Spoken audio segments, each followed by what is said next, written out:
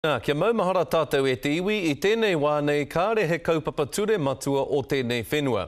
I kōrero māua ko Hine Rewa Poutu, te māngai taiohi o te ranga kaupapa ture, e pāna ki wā rātou hui motuhake ki te iwi Māori ka tīmata a pōpō. Ko taku pātai tuatahi ki aia, he aha te whāinga o enei hui. Ko te tino whāinga o ngā kōrero mo te kaupapa ture, he kohi ngā whakaaro o te motu e pāna ki te kaupapa ture o Aotearoa. Ko te tino pātai ia, he aha o tūmanako mo Aotearoa, me pēhea te taha ki te whakahaere i te motu, kia tutuki ai era tūmanako. Mana noa ke e kore, ko te wāhi ki te tiriti o Waitangi i tētahi o ngā take nui hei whakatau mā koutou. Engari ki te whakaurua te tiriti ki tētahi kaupapa ture matua, ai rā nei ka mimiti tōna mana? I tēnei wā, ko te tiriti o Waitangi he wāhanga tonu o te kaupapa ture o Aotearoa i tēnei wā tonu, ne? Koina i tū ai te kāwanatanga i Aotearoa.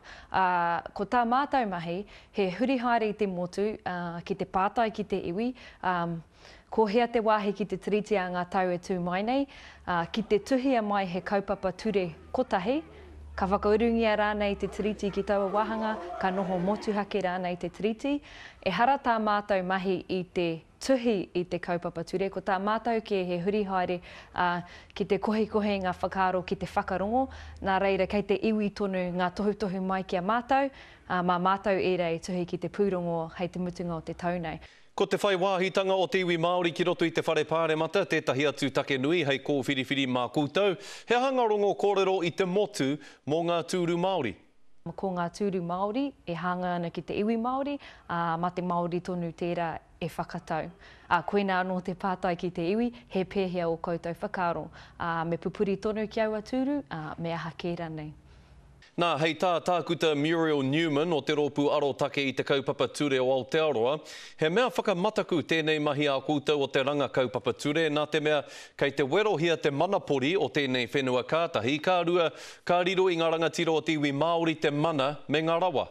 Koina tāna tirohanga ki tēnei take, engari ko tā mātou mahi, he takawainga, he whakarongo ki ngā whakaaro o te iwi, kei te iwi tonu te tikanga. Kua whai mātou ki te pā atu ki ngā hapori maha o Aotearoa, ki ngā momo tangata maha o Aotearoa, ki ngā iwi maha. Mo te taha ki te iwi Māori, e tū ana ngā hui motuhake, pōpō te hui ki rotorua tū ai, he hui anō ki ngā rohe, ki roto o te Waipounamu, ki te upoko o te ika, ki Taranaki, ki te raki hoki a ngā wiki e heke mai nei.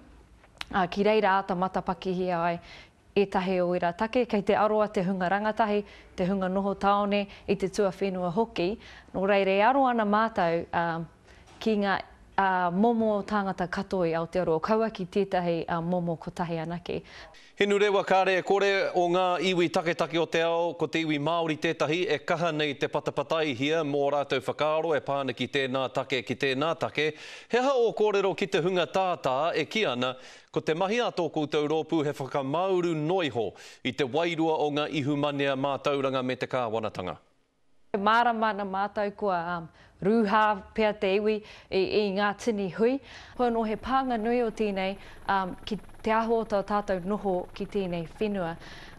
Ke kaua tātou e noho kaunoa, ka tuku mā etahi ke atu enei take matapaki. E tika ana kia uru tātou, kia ranguna tō te Māori reo, tā te Māori tirohanga, ki te āhua o te whakahaere tō tātou motu. Nā reira, kia kahara e te iwi, he kaupapa whakahirahira tēnei, whakahihiko i te ngākau, kuhu mai, whakapā mai, kia mātou o te ranga kaupapa ture.